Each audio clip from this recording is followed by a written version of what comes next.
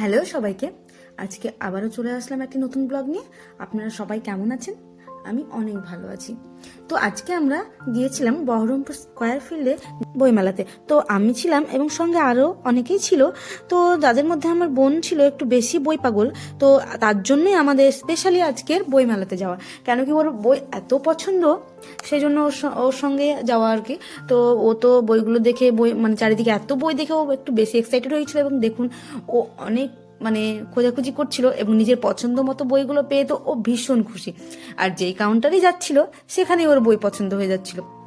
তো সেই জন্য ও একটু তাড়াতাড়ি করছিল যে যেখানেই যাচ্ছে সেখানে ওর বই পছন্দ হয়ে যাচ্ছে, সেটাই বলছে যে আমি যেখানেই যাচ্ছি আমার সেখানেই ভালো লাগছে, আমি কি করবো, আমার তো সবগুলোই নিতে মন চাচ্ছে। তো আস্তে আস্তে আমরা সবগুলো কাউন্টারে দেখার পরে ওর পছন্দ মতো দুটো বই নিয়ে নিয়েছিলাম এবং বাইরে এসে আমরা এখানে পাপড়ি চাট খেতে বসেছিলাম।